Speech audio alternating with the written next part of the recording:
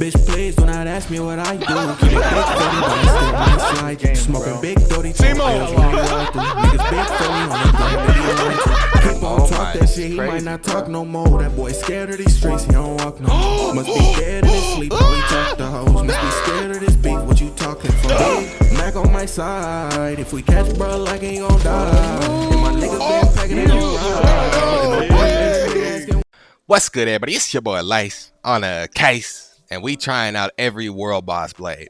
In today's episode, we're gonna be trying out the Riker set and the Xylon set, and both these sets are crazy. I do want to start with a disclaimer: all these parts are spawned in. I do not get to keep any of these, but they go crazy. These sets are insane. I forgot how crazy the sets are since I've been able to max my blade out, but these blades go stupid.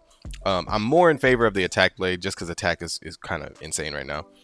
I also wanted to say I appreciate all the support, man. You guys have been doing so good on liking and subscribing and commenting on the videos. I love interacting with y'all. Hit that notification bell if you want to catch when the videos are live or when I'm live streaming. And when we get to 1,000 subs, I will be giving away 100 million in-game cash and either a lightning or nature crystal. I got to figure out which one I'm gonna buy off the Discord. But yeah, that's what I'm gonna be doing, and we're gonna give it away on stream once we get to 1,000 subs. So continue to sub up, man. I appreciate all the love y'all been doing. And without further ado, let's get straight into the video, man. Alright, so we're gonna get straight into the Xylon set.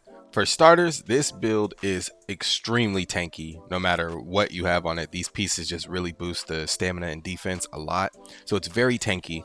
The biggest issue so far with it is that it doesn't have any hard hitting moves. So I would suggest maybe trading out that middle if I was, trying to make this build a build. Soaring Bite hits very heavy, and Siphon is just extremely good.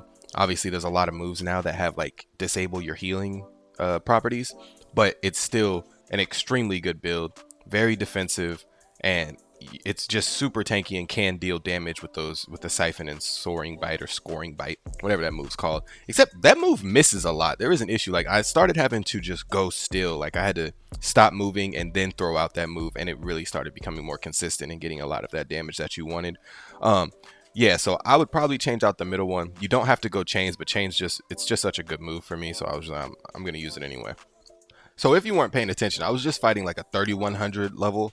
I'm now about to fight a 3500 level just to show you guys the extent of how tanky this move is. Down in the bottom left corner, you can see I'm level 1325. So 1325, and it can keep up with these levels. Its attack is really its only weakness at this point. So yeah, if you can mix something up, and you don't even need to get a full attack move, just something that does scale off of stamina or defense that does a lot of damage is still going to be really good. And it's not like Dragon Breath is bad, it's just not being able to heal it doesn't help too much. It kind of throws off the groove of this build a little bit, and the build does need a weakness because it's extremely good. So I would still suggest changing that out. As you can see, when the Siphon does work, it's extremely helpful. Having a nature crystal obviously is beneficial too, but the chains to stop somebody and you can still get your hits in. The Scoring Bite, when you stop the blade and it actually lands, does massive damage. So this build is really good. I don't think that it's number one of these builds. By the way, you get the Xylon build from Ryuk, something like that. I might be saying the nigga off of Death Note. The purple aura world boss. You get it from him, and this build is really good, but I wouldn't put it as the best build as of right now, but I would say it's pretty up there and definitely top tier for defense. Now the way I did my stats is pretty close to the stars, except I just did no attack whatsoever, because there is 1 star in attack if you round all of them up and do the average, but mainly just even out defense, stamina, and a good amount of speed, and you're good with this build. Now, this is why I don't rank it, like an S tier blade, and mainly because it doesn't have the damage to keep up with blades that can sustain damage and give damage at the same time, such as the world bosses, because they have those extra 3 moves clearly. But there's other blades in this game that really can do exactly what this blade does, and then a little bit more on top of that. If you stick around to the end, I will tell you the tier I put these 2 blades in. This build is still extremely good, and I think everything it's lacking could be changed just by switching out that middle, but that's not what this video is. I'm just ranking the world bosses and going over what I think about these world bosses in its totality, and I think they're really good, but it just can't keep up. Over time it really starts getting beat up, especially if they have that heal disable like this blade does. it just starts getting extremely ugly. It can deal some good damage, it can sustain some good damage. It's just really all around with everything it does, but nothing that it specializes in really good, you know. And I think switching a piece out would really help with that, but it's not what this is right now.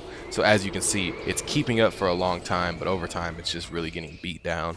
And that Flamebringer is dangerous. That's not hard to hit, but it's easy to avoid.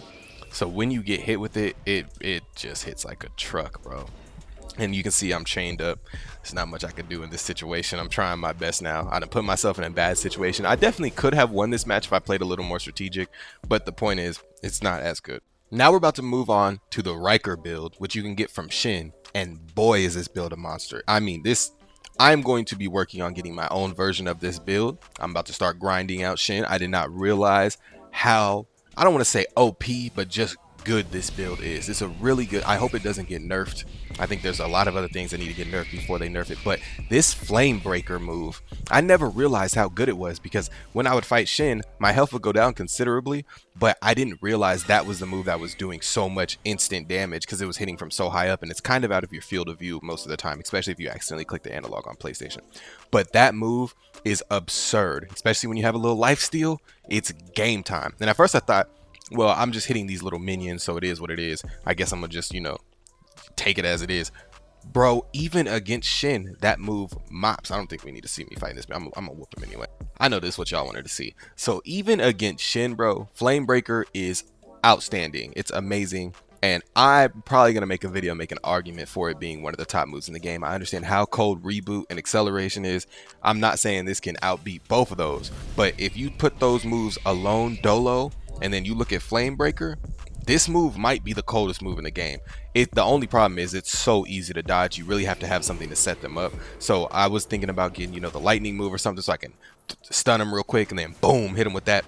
But Flamebreaker is amazing. I don't know if you guys have seen, if you've seen how much damage it just did. Like it's a monster, and it makes this build crazy. Also having Sacrifice on there is, you're just hitting for so much damage when you have attack and you have defense on this build. It's not as tanky as the other defense build, but you still have a good amount of defense to the point where you're an immediate problem. This build is amazing, and I stand by that.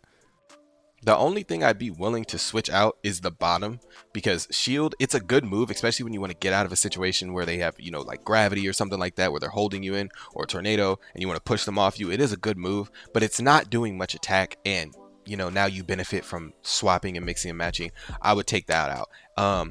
This is the way I built it. I just built it to the stars, but I am going to be, you know, doing more with this build for sure. So I will bring another stat thing if you guys need, but first off, I'm going to talk about where I think these two blades lie. I want to start off by saying most of these builds will not be under C tier, like C tier and under. Most of these are B and up, because the world boss, you know, blades are amazing. But when we're going to start off with the Riker, for Riker, I'm putting Riker in S tier. I think this is a top tier blade, and I am talking about full sets. So obviously there's other ways you can mix and match certain blades that will be good. I think right now as a full blade, this is one of the best, and I don't see it getting nerfed anytime soon. So I think this is going to be an S tier blade, period. Now we're moving on to the Xylon build, which I really like the Xylon build.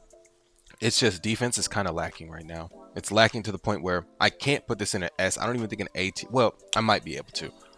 Actually, yeah, I'm going to go bottom of A tier. That's where I think this is going to end up. Because it is really good. It's extremely tanky. It can do damage. And it's better than most builds you can get outside of world bosses. I just don't see it being or ever reaching that S tier, because it just doesn't have any real attack methods to crush the other opponent. Alright y'all, that's going to be it for the video. I hope y'all enjoyed. Again, if you did, please don't forget to like and subscribe to the channel, man. It helps me out a bunch and it's greatly appreciated. Hit that notification bell if you want to catch when the videos are live or when I live stream, which I have been doing a lot more lately. Also, let me know in the comments if you guys want to keep seeing stuff like this. You know, I'm trying something new. I'm going to try and make this a multiple part series, and maybe at some point we'll do the blades against each other, but I want to, you know, kind of like rank them on the world bosses. Right now that's kind of where I'm at. But I appreciate y'all, man. I'll catch y'all in the next one. Peace out. Top down and we be shooting Glock rounds. Play me, you get stopped out. These niggas tryna cop out. Money, I'm always on it. These bitches is always calling. They talking, I'm never bothered. I'm